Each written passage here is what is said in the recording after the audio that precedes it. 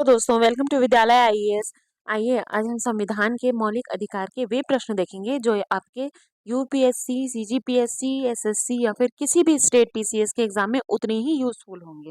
ठीक है, तो फर्स्ट क्वेश्चन है, सारभूत रूप में विधि की सम्यक प्रक्रिया का क्या अभिप्राय है? तो इसका आंसर हो जाएगा ए, नैसर्गिक न्याय का सिद्धांत। निम्नलिखित कथनों पर विचार कीजिए। पहला है, भारत के संविधान के अनुसार केंद्र सरकार का यह दायित्व है कि वह राज्यों को आंतरिक असुरक्षा से बचाए। फिर दूसरा है, भारत का संविधान राज्यों को निवारक निरोध में रखे जा रहे किसी व्यक्ति को विधिक काउंसिल उपलब्ध कराने से छूट प्रदान करे। तीसरा है, आतंकवाद निवारण अधिनियम 2002 के अनुसार पुलिस के समक्ष अभियुक्त की स्वस्वीकृति को साक्ष्य के रूप में प्रस्तुत नहीं किया जा सकता। ठीक है, तो इसका आंसर हो जाएगा हमारा तीनों सही है। ठीक है, बी आंसर नहीं, ओके, इसमें आंसर है हमारा 2 और 3। ठीक है, यानी कि केवल 2 सही है। फिर अगला है, भारत में संपत्ति के अधिकार का क्या स्थिति है? संपत्ति के अधिकार, याद रहे संपत्ति का अधिकार अब मौलिक अधिकार नहीं है। ठीक है, इसे क्या किया गया, 44वें संविधान संशोधन द्वारा हटा के इसे मौलिक अधिकार न बनाकर विधिक अधिकार बना दिया गया है। तो अब देखते हैं इसका क्वेश्चन क्या है, भारत में संपत्ति के अधिकार की क्या स्थिति है? ए, यह विधिक अधिकार है जो केवल नागरिकों को प्राप्त है। यह विधिक अधिकार है जो किसी भी व्यक्ति को प्राप्त है। यह मूल अधिकार है जो केवल नागरिकों को प्राप्त है। यह न तो मूल अधिकार है और न ही विधिक अधिकार है। आप अपना आंसर कमेंट बॉक्स में जरूर बताएं। ये क्वेश्चन ऐसे वैसे क्वेश्चन नहीं है, ये सब आईएएस या फिर सीजीपीएससी या फिर स्टेट पीसीएस में आए हुए बहुत ही इंपॉर्टेंट क्वेश्चंस हैं। ठीक है, जो आपके आगामी एसएससी, रेलवे, किसी भी एग्जाम में पूछे जा सकते हैं। तो इसका आंसर हो जाएगा बी, यह विधिक अधिकार है जो किसी भी व्यक्ति को प्राप्त है। मतलब आप संपत्ति का अधिकार कोई भी प्राप्त कर सकता है, भारत का नागरिक भी और विदेशी भी। थर्ड है, भारत रत्न और पद्म पुरस्कारों के संबंध में निम्नलिखित कथनों पर विचार कीजिए। भारत रत्न और पद्म पुरस्कार भारत के संविधान के अनुच्छेद 18(1) के अंतर्गत उपाधियां हैं।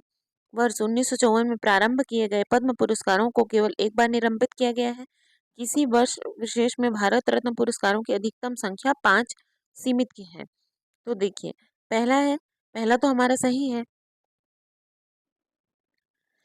पहला जो कथन है वो हमारा बिल्कुल सही है। ठीक है, कि अ, भारत रत्न और पद्म पुरस्कार भारत के संविधान के अनुच्छेद 18(1) के अंतर्गत आते हैं।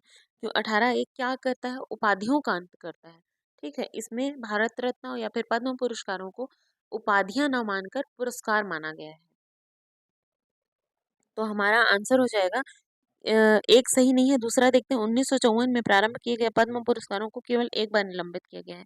नहीं, ये 2 से 3 बार निलंबित हो चुके हैं। और थर्ड है, किसी वर्ष विशेष में भारत रत्न पुरस्कारों की अधिकतम संख्या 5 तक सीमित है। ऐसा कुछ नहीं है। ठीक है, तो आंसर हो जाएगा हमारा ए, केवल एक सही है और हमारे 2 और 3 सही नहीं है। इसमें पूछा है क्या सही नहीं है। ठीक है, तो बी आंसर हो जाएगा। अगला है, भारत के संदर्भ में निम्नलिखित कथनों पर विचार कीजिए। न्यायिक हिरासत का अर्थ है कि अभियुक्त संबंधित मजिस्ट्रेट की हिरासत में है और ऐसे अभियुक्त को पुलिस स्टेशन के हवालात में रखा जाता है, न कि जेल में। फिर न्यायिक हिरासत के दौरान मामले के प्रभारी पुलिस अधिकारी न्यायालय की अनुमति के बिना संदिग्ध व्यक्ति से पूछताछ नहीं कर सकते। देखिए, एक न्यायिक हिरासत आता है, एक पुलिस स्टेशन या फिर पुलिस हवालात आता है, यानी कि वो पुलिस की कस्टडी आती है। ठीक है, तो जेल का मतलब न्यायिक हिरासत होता है। ठीक है, और पुलिस हवालात का मतलब होता है जहाँ पुलिस का स्टेशन होता है। ठीक, तो जो पहला क्वेश्चन है, ये न्यायिक हिरासत का अर्थ है कि अभियुक्त संबंधित मजिस्ट्रेट की हिरासत में है और ऐसे अभियुक्त को पुलिस स्टेशन के हवालात में रखा जाता है, ना कि जेल में। ये गलत है। ठीक है, तो आंसर हो जाएगा हमारा बी, केवल 2 सही है। न्यायिक हिरासत के दौरान मामले के प्रभारी मंत्री क्या करेंगे, प्रभारी पुलिस अधिकारी न्यायालय की अनुमति लेंगे, फिर उसके बाद जाएंगे। आंसर हो जाएगा बी। फिर अगला है, भारत में भारत के संदर्भ में निम्नलिखित कथनों पर विचार कीजिए। जब एक कैदी पर्याप्त आधार प्रस्तुत करता है तो ऐसे कैदी को पैरोल मना नहीं किया जा सकता, क्योंकि वह उसके अधिकार का मामला बन जाता है। कैदी को पैरोल पर छोड़ने के लिए राज्य सरकारों के अपने नियम हैं। ठीक है, तो यहाँ पे हमारा क्या है, केवल 2 सही है। पैरोल किसी का भी अधिकार नहीं हो सकता है, वो राज्य तय करेगा कि उसको पैरोल देना है कि नहीं। अगला है कानून को लागू करने के मामले में कोई विधान किसी को कार्यपालक अथवा प्रशासनिक प्राधिकारी को अनिर्देशित एवं अनियंत्रित विवेकाधिकार देता है। भारत के संविधान के निम्नलिखित अनुच्छेदों में से किसका उल्लंघन करता है? क्या पूछा है? कोई विधान किसी कार्यपालक अथवा प्रशासनिक प्राधिकारी को अनिर्देशित एवं अनियंत्रित विवेकाधिकार देता है। तो देखिए इसमें जो हमारा अनुच्छेद 14 है वो क्या कहता है? विधि के समक्ष समानता और विधि के समान संरक्षण की का प्रावधान करता है। ठीक है, तो अगर किसी को अनियंत्रित विवेकाधिकार दिए जा रहे हैं तो ये तो विधि के समक्ष समानता नहीं है। ठीक है, तो यहाँ अनुच्छेद 14 का उल्लंघन हो जाएगा। आंसर हो जाएगा ए। अगला, भारत के संविधान के किस अनुच्छेद के अंतर्गत निजता का अधिकार रखा गया है? ये मैंने अपने यूपीएससी की जो मैंने क्लासेस करवाई थी उसमें मैंने अच्छे से बताया हुआ है। यूपीएससी के हर एक क्वेश्चन को हमने डील किया था, उसमें अच्छे से बताया हुआ है कि अनुच्छेद 21 है जो निजता का अधिकार का प्रावधान करता है। 21(4) है। 21 में क्या दिया हुआ है? गरिमापूर्ण जीवन जीने की स्वतंत्रता। ठीक है, और निजता का अधिकार को गरिमा के अंतर्गत रखा गया है। अगला है, निम्नलिखित मूल अधिकारों में से किस संवर्ग में अस्पृश्यता के रूप में किए गए विभेदन के विरुद्ध संरक्षण है? तो इसका आंसर क्या हो जाएगा? आंसर डी, समता का अधिकार। अस्पृश्यता समाप्त होगी तभी समानता आएगी। ठीक है, 10वां है, मूल अधिकारों के अतिरिक्त भारत के संविधान का निम्नलिखित में से कौन से भाग मानव अधिकारों की सार्वभौम घोषणा 1948 के सिद्धांतों और प्रावधानों को प्रतिनिश्चित करते हैं? तो देखिए उद्देशिका में भी इसका वर्णन है। हम भारत के लोग भारत को संपूर्ण प्रभुत्व संपन्न समाजवादी पंथ निरपेक्ष लोकतंत्रात्मक, यही तो है universal declaration of human rights. ठीक है, तो उद्देशिका में भी इसका वर्णन है। राज्य की नीति निर्देशक तत्व भी इसका प्रावधान करते हैं और मौलिक कर्तव्य भी इसका प्रावधान करते हैं। ठीक है, आंसर हो जाएगा हमारा डी। फिर भारत के संविधान का कौन सा अनुच्छेद अपनी पसंद के व्यक्ति से विवाह व्यक्ति के अधिकार को देता है? तो देखिए आईएएस 2019 में आया था ये। इसका आंसर अगेन अनुच्छेद 21 होगा, क्योंकि अपने पसंद के व्यक्ति से हम तभी विवाह कर सकते हैं जब हम गरिमापूर्ण जीवन जीते हो। ठीक है, तो गरिमापूर्ण जीवन जीने का अधिकार यानी कि अनुच्छेद 21। अगला है निम्नलिखित कथनों पर विचार कीजिए। शिक्षा का अधिकार अधिनियम के अनुसार किसी राज्य में शिक्षा के रूप में नियुक्त होने हेतु अर्ह होने की किसी भी व्यक्ति में संबंधित राज्य अध्यापक शिक्षा परिषद द्वारा निर्धारित न्यूनतम योग्यता का होना आवश्यक है। दूसरा है आरटीआई अधिनियम, आरटीई राइट टू एजुकेशन अधिनियम के अनुसार प्राथमिक कक्षाओं में शिक्षण हेतु किसी अभ्यर्थी के लिए राष्ट्रीय अध्यापक शिक्षा परिषद के दिशा निर्देशों के अनुरूप लिए गए अध्यापक अहंता परीक्षण में उत्तीर्ण होना आवश्यक है। भारत में 90% से अधिक अध्यापन शिक्षण संस्थान प्रत्यक्ष रूप से राज्य सरकारों के अधीन है। इसका आंसर हो जाएगा आंसर हमारा 1 और 3। दूसरा हमारा क्या है? गलत है। ठीक है, फिर अगला है निजता के अधिकार अधिनियम को जीवन के व्यक्तिगत स्वतंत्रता के अधिकार वो मूल अंतर्भूत भाग के रूप में संरक्षित अंतर्भूत भाग के रूप में संरक्षित किया जाता है। भारत के संविधान में निम्नलिखित में से किससे उपयुक्त कथन सही एवं समुचित ढंग से अर्थित होता है? तो देखिए निजता का अधिकार पूछा है तो अनुच्छेद क्या होगा? अनुच्छेद 21 भाग 3 यानी कि मौलिक अधिकार का भाग 3 मौलिक अधिकार का प्रावधान करता है। तो भाग 3 का जो अनुच्छेद 21 है 21(4) वो क्या करता है? निजता के अधिकार की गारंटी देता है। ठीक है, तो आंसर हो जाएगा हमारा सी। अब अगला है भारत के संविधान में शोषण के विरुद्ध अधिकार द्वारा निम्नलिखित में से कौन से परिकल्पित होते हैं? मानव देह व्यापार और बंधुआ मजदूरी, अस्पृश्यता का उन्मूलन, अल्पसंख्यक के हितों की सुरक्षा, कारखानों और खदानों में बच्चों के नियोजन का निषेध। तो देखिए यहाँ पे क्या पूछा है? शोषण के विरुद्ध अधिकार। अब हमको ये ध्यान देना होगा कि भले ही चारों बातें मौलिक अधिकारों में आती हैं, लेकिन हमको क्या देखना है? शोषण के विरुद्ध अधिकार देखना है। शोषण के विरुद्ध अधिकार में किसका किसका निषेध किया गया है? मानव देह व्यापार और बंधुआ मजदूरी यानी बेगारी का निषेध किया गया है और कारखानों और खदानों में बच्चों के नियोजन का निषेध किया गया है। ठीक है, अस्पृश्यता तो अनुच्छेद 17 है और अल्पसंख्यकों के हितों का संरक्षण अनुच्छेद 29 है। ठीक है, तो हमारे यहाँ पे आंसर हो जाएगा अनुच्छेद 1 और 4, मतलब ऑप्शन नंबर 1 और 4। ठीक है, तो ऑप्शन नंबर हमारा आ जाएगा सी। अब अगला है निम्नलिखित में से कौन भारतीय संविधान के अनुच्छेद 20 का हिस्सा नहीं है? अनुच्छेद 20 क्या कहता है? प्राण एवं दैहिक स्वतंत्रता कहता है। ठीक है, प्राण एवं दैहिक स्वतंत्रता। प्राण एवं दैहिक स्वतंत्रता में 3 प्रावधान किए गए हैं, जिसे हम अंग्रेजी में no ex facto law, no double jeopardy या फिर और नो सेल्फ इंक्रीमेंटेशन कहते हैं, यानी कि दोहरा दंड नहीं दिया जाएगा। और नो एक्सपेक्ट टू लॉ मतलब जब तक कानून नहीं बना है तब तक उस अपराध के लिए दंड नहीं दिया जाएगा। मतलब अगर चोरी आज किया जा रहा है और कानून एक दिन बाद बन रहा है उस चोरी के लिए, तो मतलब चोरी की घटना तो पहले घट चुकी है, ठीक है, तो नए कानून के बेसिस पे पुराने जुर्म के लिए जज नहीं किया जाएगा। That is no expect to law, ठीक है। और दोहरे दंड यानी कि नो डबल जियो पार्टी, ठीक है, दोहरा दंड नहीं दिया जाएगा, किसी भी एक जुर्म के लिए एक बार दंड दिया जाएगा। फिर और क्या है, नो सेल्फ इंक्रीमेंटेशन मतलब स्वयं के विरुद्ध साक्षी होने के लिए बाधित नहीं किया जाएगा किसी को भी।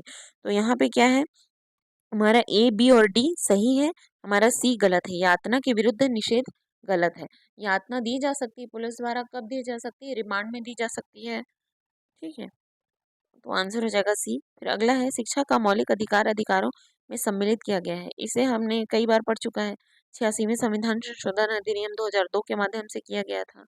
आज क्वेश्चन ज्यादा है तो हम जल्दी जल्दी करेंगे। निम्नलिखित में से कौन संविधान के अनुच्छेद 21 के दायरे में नहीं आता है।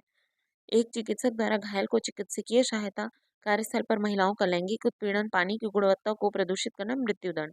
तो देखिए यहाँ पे ए बी और सी तीनों सही है, क्योंकि अच्छे स्वास्थ्य की और महिलाओं के लैंगिक उत्पीड़न भी इसके अंतर्गत आता है, पानी की स्वच्छ पानी या फिर स्वच्छ भोजन भी इसके अंतर्गत आता है, क्योंकि ये तीनों क्या है, गरिमापूर्ण जीवन जीने की स्वतंत्रता को बताते हैं। लेकिन मृत्युदंड इसके अंतर्गत नहीं आता, क्योंकि मृत्युदंड किसका फैसला है, सर्वोच्च न्यायालय का फैसला है। निम्नलिखित कथनों में से कौन सा एक सही है। अधिकार नागरिकों के विरुद्ध राज्य के दावे हैं। अधिकार भी विशेषाधिकार हैं जो किसी राज्य के संविधान में समाविष्ट हैं। आप साथ ही साथ, मैं जल्दी जल्दी बोल रही हूँ लेकिन आप साथ ही साथ अपना आंसर कमेंट बॉक्स में जरूर बताएं, ठीक है, इससे क्या होगा, आपकी तैयारी होगी। अधिकार वे विशेषाधिकार हैं जो किसी राज्य के संविधान में समाविष्ट हैं। अधिकार राज्य के विरुद्ध नागरिकों के दावे हैं। और अधिकार अधिकांश लोगों के विरुद्ध कुछ नागरिकों के विशेषाधिकार हैं। तो देखिए, जो मौलिक अधिकार है वो क्या किया गया है कि उसके लिए नागरिकों के दावे हैं। मतलब मैं क्वेश्चन कर सकती हूँ कोर्ट में जाके कि मेरे मौलिक अधिकारों का हनन हुआ है, ठीक है, दैट इज राज्य के विरुद्ध नागरिकों के दावे हैं, ठीक है, तो आंसर हो जाएगा हमारा सी। और वहीं पे क्या है, जो मौलिक जो नीति निर्देशक तत्व है वो राज्य के दावे हैं, ठीक है। फिर अगला है, भारतीय संविधान के निम्नलिखित में से किस अनुच्छेद द्वारा अस्पृश्यता की समाप्ति की गई है। अगेन अनुच्छेद 17। फिर अगला है, कथन सामाजिक आर्थिक और राजनीतिक क्षेत्रों में समान आधार पर निर्मित करने के लिए उद्देश्य से राज्य असमान लोगों के लिए मित्र व्यवहार सॉरी मित्र व्यवहार कर सकता है। समान लोगों में विधि समान होगी और समान रूप से प्रशासित की जाएगी, ठीक है। तो यहाँ पे हमारा कथन और कारण दोनों सही है। ये किस अनुच्छेद को इंडिकेट कर रहे हैं, अनुच्छेद 14, ठीक है। अनुच्छेद 14 विधि के समान समक्ष समानता और विधि का समान संरक्षण, तो आंसर हो जाएगा हमारा डी। अगला है, कथन है राज्य 6 से 14 वर्ष के सभी बच्चों को निःशुल्क अनिवार्य शिक्षा प्रदान करेगा। कारण है, रीजन, एक प्रजातांत्रिक समाज में शिक्षा का अधिकार मानव अधिकार के रूप में विकास के अधिकार की व्याख्या के लिए अपरिहार्य है, ठीक है। यहाँ पे दोनों हमारे सही हैं। क्या करता है, राज्य 6 से 14 वर्ष के सभी बच्चों को निःशुल्क और अनिवार्य शिक्षा उपलब्ध कराता है। और एक प्रजातांत्रिक समाज में जरूरी भी है कि छोटे बच्चों को शिक्षा दी जाए, उनसे काम ना करवाया जाए, कठिन काम ना करवाए जाए, खतरनाक काम ना करवाए जाए, ठीक है, आंसर हो जाएगा हमारे ए। अगला, भारतीय संविधान का कौन सा अनुच्छेद अस्पृश्यता, अगेन अनुच्छेद 17, ठीक है। भारतीय संविधान के अंतर्गत निम्न लिखित में से किसे मूल अधिकारों का संरक्षक कहा गया है। मूल अधिकारों का संरक्षक यानी कि अनुच्छेद 32 के तहत न्यायपालिका को, सर्वोच्च न्यायपालिका को मूल अधिकारों का संरक्षक कहा गया है, जबकि अनुच्छेद 226 के तहत हाईकोर्ट भी इसके ऊपर फैसला दे सकती है। फिर अब अगला है, निम्नलिखित युग्मों में से कौन सा एक सही सुमेलित है। मानव के दुर्व्यापार, बालात श्रम का निषेध, अनुच्छेद 23 बिल्कुल सही है। अल्पसंख्यक वर्गों के हितों का संरक्षण, अनुच्छेद 29 बिल्कुल सही है। संवैधानिक उपचारों का अधिकार, अब भी मैंने बताया, अनुच्छेद 32 बिल्कुल सही है।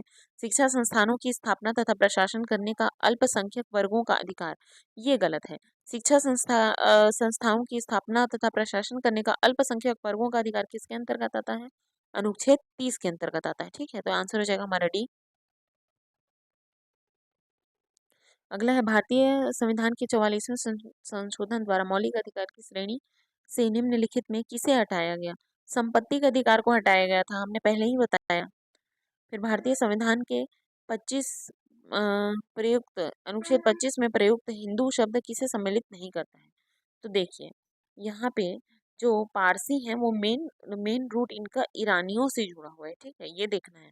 और जबकि बौद्ध, जैन और सिख कहीं ना कहीं हिंदू से ही टूट के बने हुए हैं। तो हिंदू शब्द में पारसियों को सम्मिलित नहीं किया गया है, ठीक है। तो आंसर हो जाएगा हमारा बी। अब अगला है निम्नलिखित में से कौन सा मूल अधिकार नहीं है। समानता का अधिकार, संपत्ति का अधिकार, अगेन सी संपत्ति का अधिकार। मौलिक अधिकारों के बारे में निम्नलिखित शब्द किसे कहते हैं। एक मौलिक अधिकार को उस क्षण की किसी विशेष कठिनाई के दृष्टिकोण से नहीं देखा जाना चाहिए, बल्कि एक ऐसी चीज के रूप में कि आप संविधान में स्थायी बनाना चाहते हैं, ऐसे देखना चाहिए।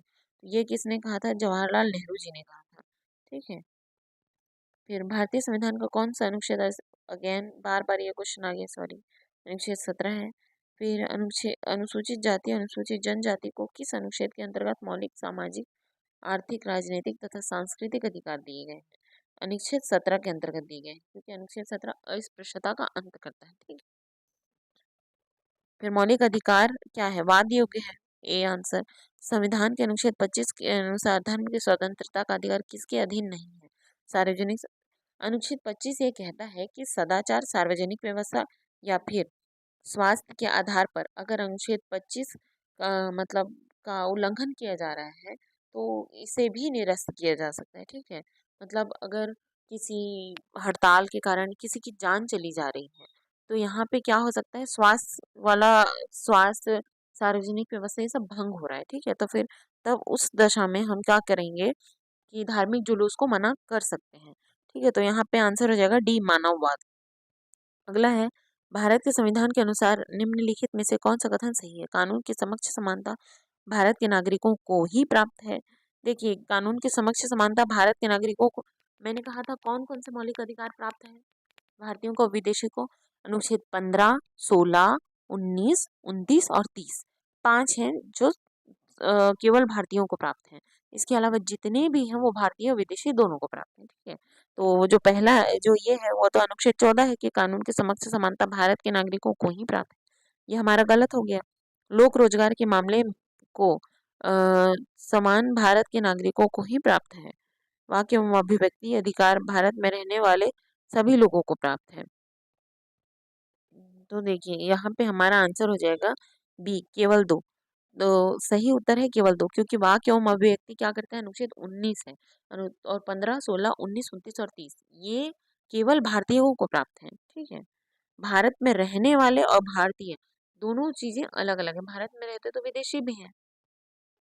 फिर अब अगला है कि संविधान संशोधन अधिनियम ने राज्य को आदेश दिए कि 6 से 14 वर्ष तक की आयु के सभी बच्चे निःशुल्क एवं अनिवार्य शिक्षा प्रदान की जाए। 86वां संविधान संशोधन। अगला है भारत के संविधान का कौन सा अनुच्छेद अल्पसंख्यक वर्गों को शैक्षणिक संस्थान, अल्पसंख्यक वर्गों को शैक्षणिक संस्थान बोले तो अनुच्छेद 30। अगला है भारत के उच्चतम न्यायालय में निम्नलिखित में से किस एक के बाद में पिछड़े वर्गों के बीच क्रीमी लेयर के मुद्दे पर चर्चा की गई। तो क्रीमी लेयर के मुद्दे पर चर्चा की गई थी इंदिरा साहनी बनाम यूनियन ऑफ इंडिया के बात पर, इंदिरा साहनी बनाम यूनियन ऑफ इंडिया के बात पर, कि पिछड़े वर्ग में कई ऐसे लोग हैं जो क्या करते हैं, बहुत हाई क्लास से आते हैं और कई ऐसे लोग हैं जो बहुत लो क्लास से आते हैं। तो क्रीमी लेयर का एक लेवल डिसाइड किया गया है, मतलब वो लोग जो हाई क्लास में आते हैं, क्रीमी लेयर से ऊपर आते हैं, वो लोग इससे बाहर होंगे। जो नॉन क्रीमी लेयर होंगे वो आरक्षण के अंतर्गत आएंगे। मतलब जो क्रीमी लेयर के लोग होते हैं उन्हें एज ए जनरल ट्रीट किया जाता है, ठीक है। फिर अब अगला है, निम्नलिखित अधिनिर्णयों में से किस एक में यह घोषणा है कि भारत के संविधान के भाग 3 के किसी उपबंध में संशोधन करने की कोई शक्ति संसद को नहीं है। देखिए अनुच्छेद 3 भाग 3 के किसी भी उपबंध में ये आया था गोलकनाथ बनाम स्टेट ऑफ पंजाब में कि संशोधन करने की कोई शक्ति संसद को निहित नहीं है। फिर क्या आया, कुछ सालों बाद केशवानंद भारती बात आया 1973 में, ठीक है। तो केशवानंद भारती भाग विवाद में क्या किया गया, मूल ढांचा निर्धारित किया गया कि संविधान में संशोधन किया जा सकता है लेकिन मूल ढांचे को डिस्टर्ब नहीं किया जाएगा। मूल ढांचा इट मीन्स व्यक्तिगत स्वतंत्रता का अधिकार, ठीक है। गरिमापूर्ण जीवन जीने की स्वतंत्रता का अधिकार, विवाह करने का ये सब जो मूल ढांचे हैं, स्वास्थ्य का अधिकार, ये सब। ठीक है, तो आंसर आ जाएगा इसमें हमारा डी, गोलकनाथ बनाम स्टेट ऑफ पंजाब। फिर अब अगला है, निम्नलिखित में से कौन सा कथन सही है? भारत के संविधान का अनुच्छेद 15 भारत के नागरिकों तथा विदेशी दोनों को उपलब्ध है, ये गलत है। अनुच्छेद 16 केवल भारतीय नागरिकों में उपलब्ध है, ये बिल्कुल सही है।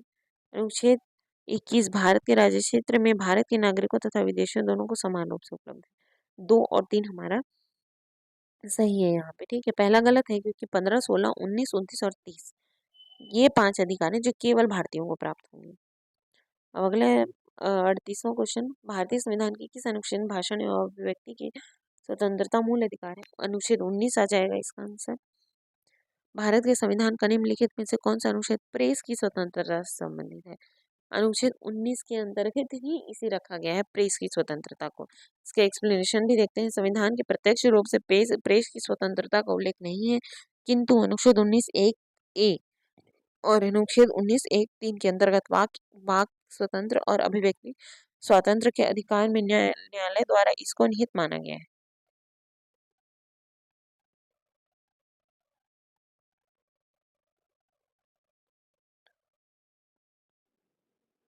अगला है, भारत के संविधान में निम्नलिखित में से कौन सा अनुच्छेद प्रेस की स्वतंत्रता?